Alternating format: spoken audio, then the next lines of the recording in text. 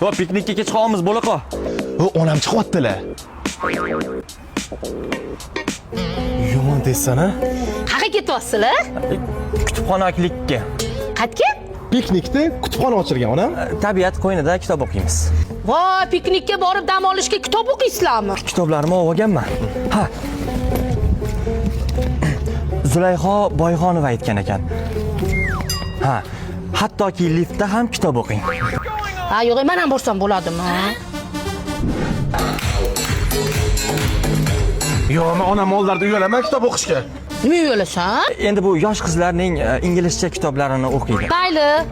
Ha, aytganday, Bektemir Meliqo'ziyev aytgan ekan. Bektemir tumanidan Xonsaroyni Shirin hayot loyihasidan sotib oling va 2 etajli avtoturargoh, sport maydonchasi, bolalar maydonchasi va maktab va kofe do'konlariga ega bo'ling. Bektemir Meliqo'ziyev? Mana kitobi. Onam, biz ketdik. Yaxshi o'tiring.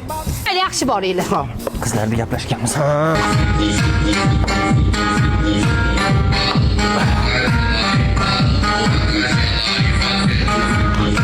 Onam telefon qilyaptilar. Onam! To'xta. Hozir kelamiz, xo'p. 3-asrda ona kitob o'qiyotgandik.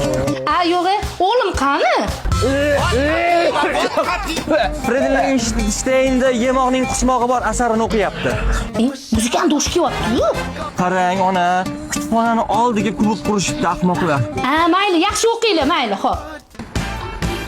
Nima kiyib olding, ko'rminglar-yu? Odat bo'lib qopti-da. Mahallamizdagi alkash aytgan ekan. Nima degan? Yegin, ichgin, kayfdan shotingni qizlar to'lasi. Qizlar to'lasi. Ketdik. Ketdi. Yo, to'xta, uyga ket. Uyga ketamiz. Ey, plaslar, shotni man to'laymanmi? I'm a fireball.